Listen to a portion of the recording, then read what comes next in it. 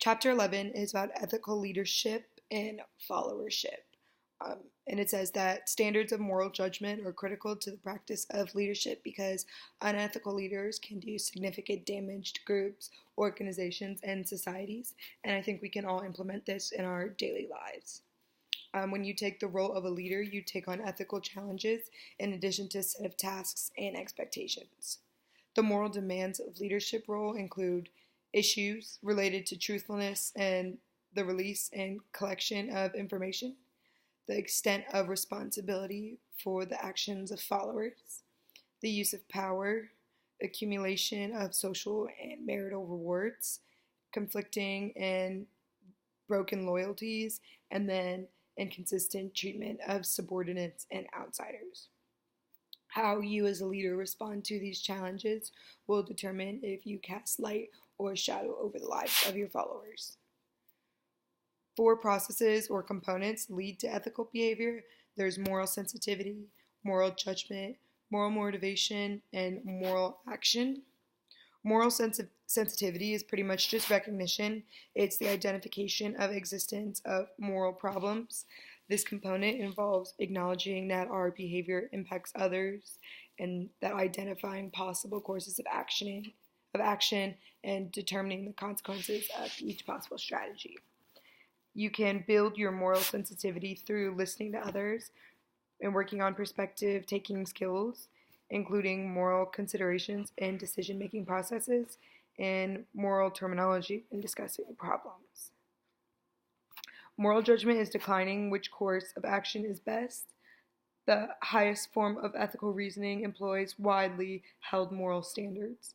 You can improve your moral judgment by focusing on ethics during your college education, basing your choices on ethical principles, paying attention to your feelings, and being alert to the possibility of faulty reasoning.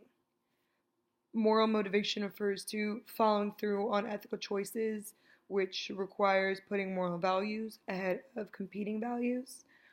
Rewards and positive emotions increase the likelihood of ethical follow-through. They boost the moral motivation of your organization by creating an ethically rewarding environment. Boost your personal morale motivation by regulating your emotions and setting aside destructive feelings for more constructive ones. Moral character is implementation. Implementation is the action stage of ethical behavior model. Opposition, fatigue, distractions, and other obstacles must be overcome through persistence. Knowing whom to influence and how is also essential to successful implementation. You are more likely to put your decisions into action if you assess your personal history, believe that you can make a difference, master the context, and build your communication competence. The categorical imperative argues that leaders ought to do what is morally right, no matter what the consequences are, without expectation. Such behaviors as exaggeration, lying, stealing, murder are always wrong, and we wouldn't want others to engage in them. Respect for people is important to Kant's imperative.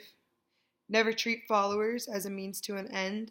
They have a right to choose for themselves. The premise of ultranism is that ethical choices should be based on their consequences. The best decisions are those that generate the most advantages as compared to disadvantages and that benefit the greatest number of people. Justice as fairness balances the need to honor the equity of all citizens with the recognition that people differ in economic standing, status, and abilities. Ensure that all followers have the same equal right to basic liberties.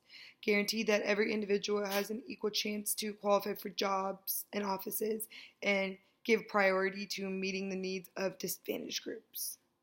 When making decisions, step behind a veil of ignorance, setting aside the characteristics and societal position of those involved to overcome the most just conclusion.